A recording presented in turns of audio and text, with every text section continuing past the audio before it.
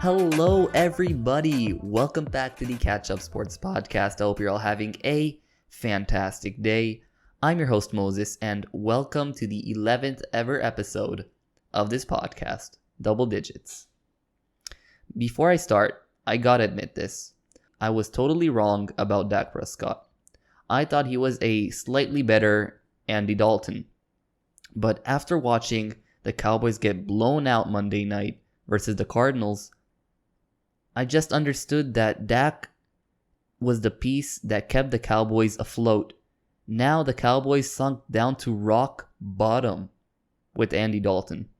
And really, Dak proved his worth to the entire league.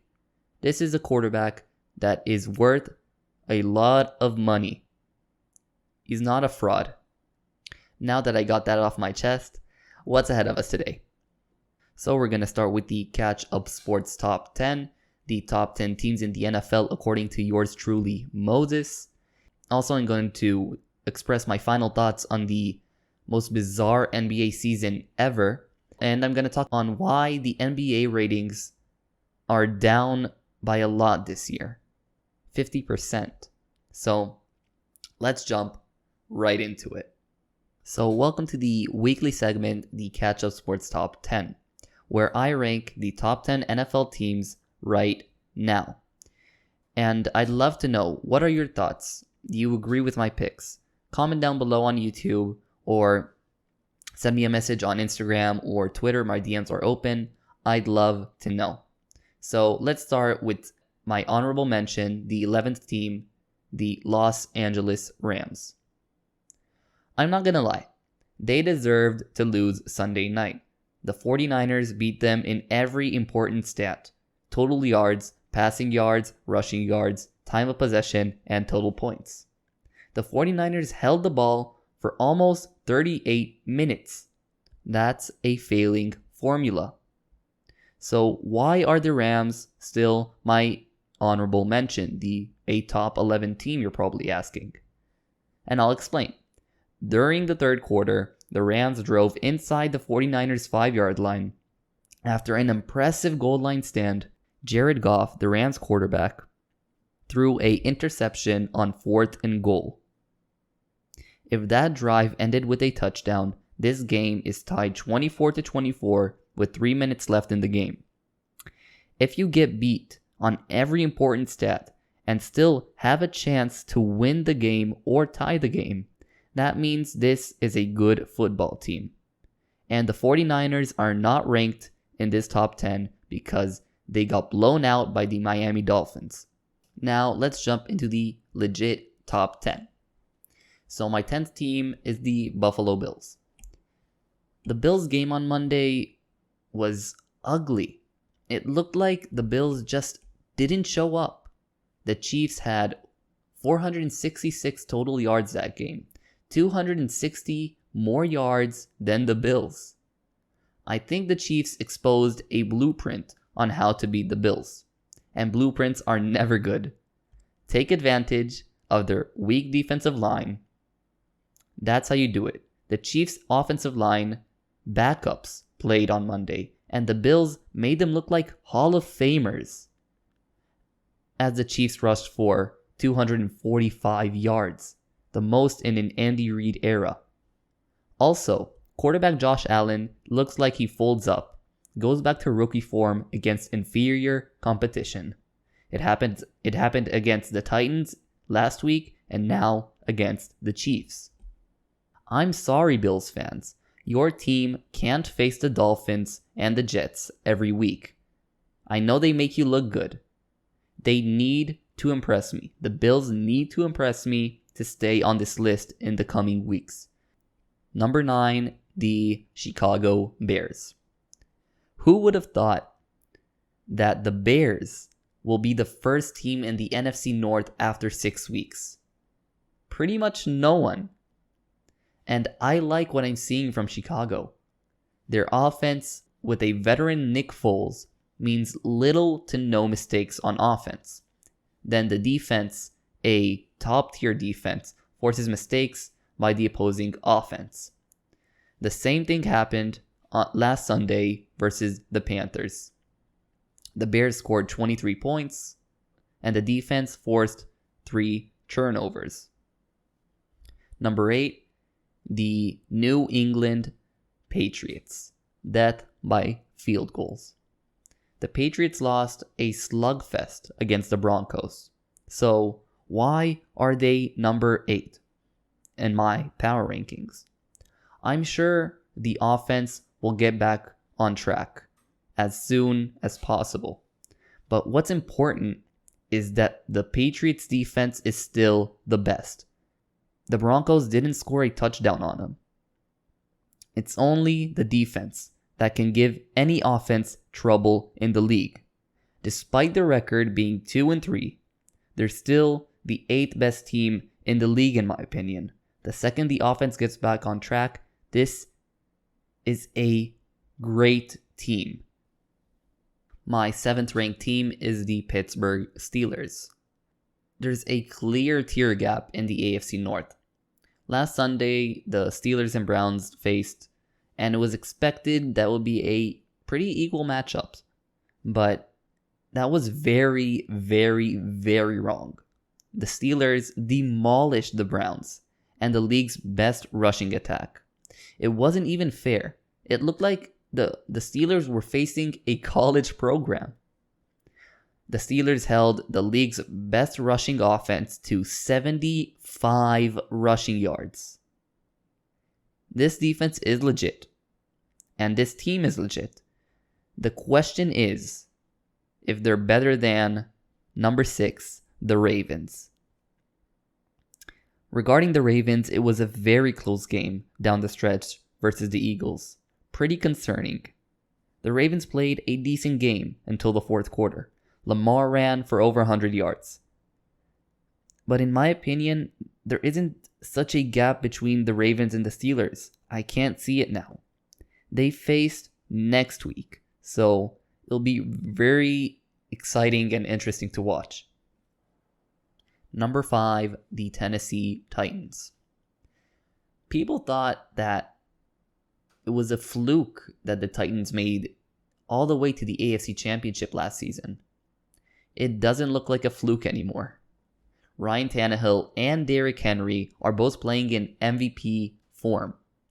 This is the second game in a row the Titans scored 42 points. This offense is on another level. This offense has the capability to win any shootout, in my opinion. But the Titans have to fix their pass defense. Letting Deshaun Watson torch you guys for 335 yards and 4 touchdowns to pretty much throwing to small, speedy receivers is concerning. It might be the difference between a Super Bowl appearance and a playoff exit. Number 4, the Seattle Seahawks. This might be quite surprising or unexpected, and I'll explain. This team is good just because of Russell Wilson and Russell Wilson alone. Without him, this team is a bottom feeder. The defense is horrendous. Last week, they should have lost to the 1-5 Vikings. The Vikings totally dominated them, and Seattle won by pretty much a miracle. In hindsight, seeing the Vikings get blown out by the winless Falcons makes me feel even worse about the Seahawks. If the defense doesn't improve, it's not a Super Bowl year. Number 3, the Tampa Bay Buccaneers. After a disappointing loss in Chicago on Thursday night, they bounced back, defeating pretty much the best team in the NFC, in my opinion. If you didn't watch the game, looking at the scoreboard, the Bucs winning 38-10, it looks like one team is way better than the other. This is not the case. I watched the game, and the game was won by a simple momentum shift in the second quarter. The game was entirely in Green Bay's control until Aaron Rodgers threw back-to-back interceptions, one of them being a pick six. The Packers led 10-0 at the end of the first quarter. And then, after those 2 picks, it was already 14-10. And that totally shifted the momentum entirely in the Bucks' favor. That ultimately decided the game. The Bucks' offense was average at best that game. The defense did the dirty work. Brady didn't even throw for 200 yards. Don't get me wrong, the Bucks are a great team. One of the NFC's best teams. That's why they're ranked third. But I don't think this game gives us a definitive answer on who's better between the Bucks and the Packers. When they hopefully meet in the playoffs, we'll get a definitive answer. Number 2, my Kansas City Chiefs. The Chiefs also bounced back in the best way possible, totally dominating a potential playoff team. They looked great. Now, instead of looking for the touchdown every play, they dink and dunk the ball down the field to perfection. I call it death by 1,000 cuts. Paper cuts. And the Chiefs' defense is really underrated. They successfully contained now the former MVP Lamar Jackson and now rising star Josh Allen. I can't put them at first because of last week's loss to the Raiders, but this team is on the right track. My number 1 ranked team, surprise, surprise, it's the Green Bay Packers. Many people are jumping off the Packers ship, totally overreacting to one loss. Like I explained before, this game was decided by a simple momentum shift, nothing more. And I'll tell you a secret, sometimes great teams screw up. It happens. I know it's shocking, but this screw up doesn't mean anything, in my opinion. I'll give you an example. In 2014, Week 4, Monday Night Football, the Chiefs blew out the Patriots 41-14. The On to Cincinnati game, if you didn't get it by now. Many people jumped off the ship, declaring the season is over for the Patriots. And that year, that season, the Patriots went on to win the Super Bowl against the Seahawks. One loss doesn't mean anything. That was my top 10. Hope you enjoyed. Now, let's shift to this.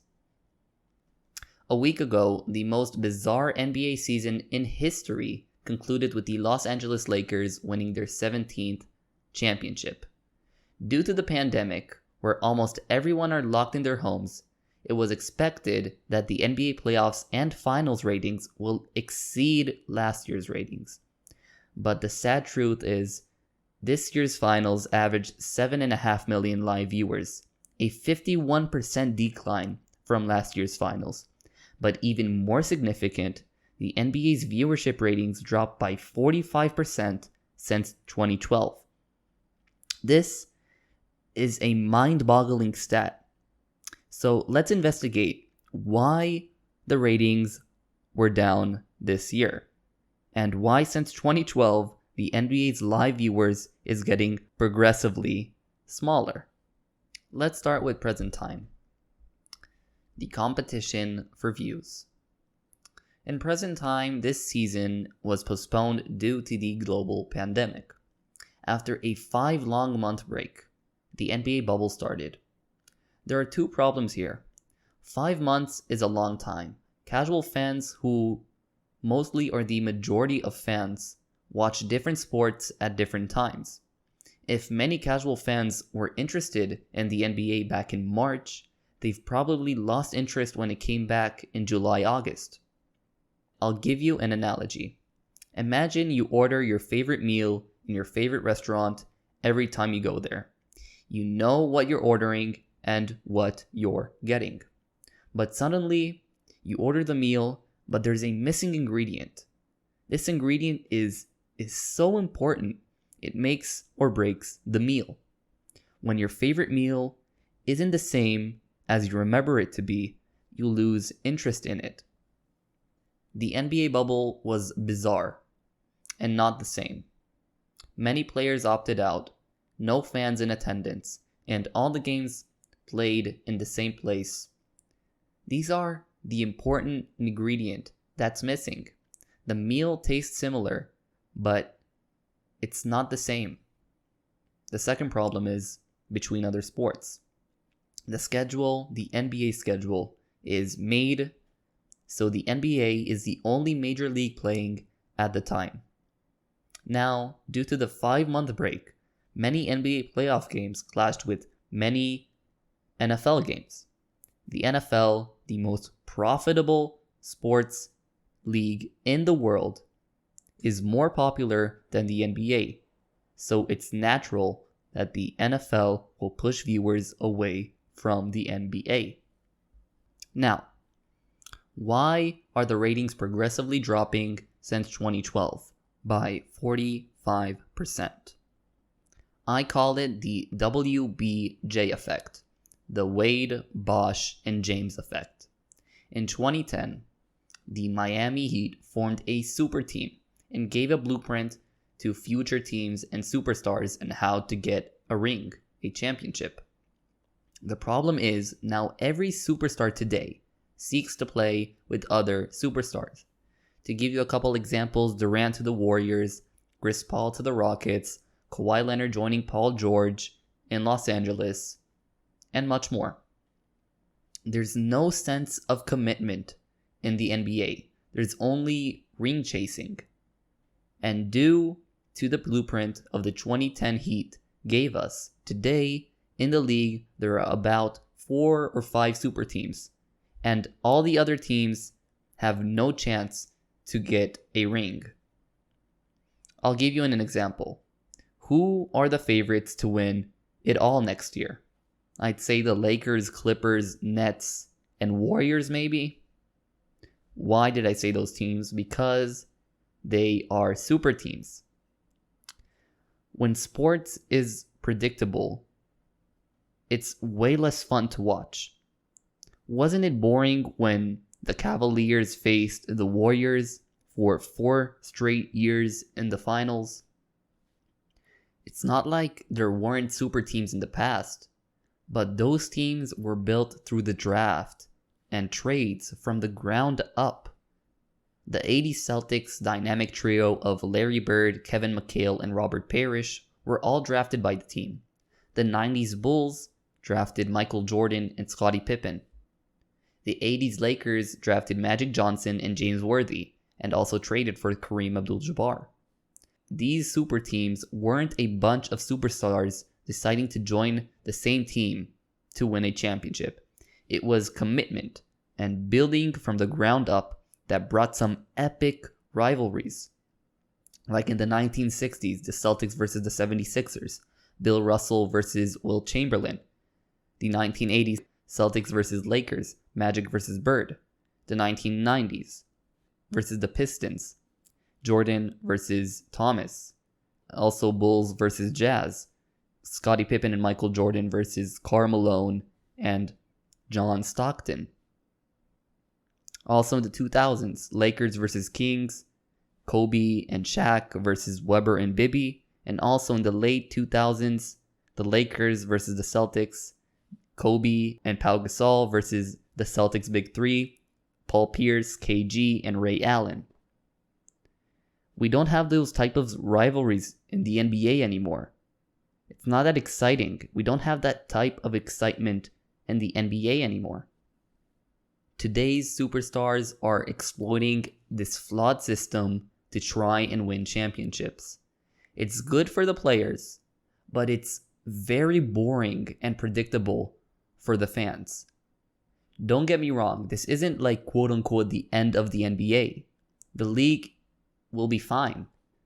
But by this exploit continuing, less and less people will tune in to watch NBA basketball because predictable equals boring. This is the end of the episode. I hope you all enjoyed this episode as I enjoyed recording it and writing it. And if you have a friend or a relative who is an American sports fan, spread the word about this podcast. Let's grow this community together as much as possible. You can also follow the podcast Instagram page and Twitter. Link is down below. My DMs are open. And yeah, I'll see you guys next time. Peace.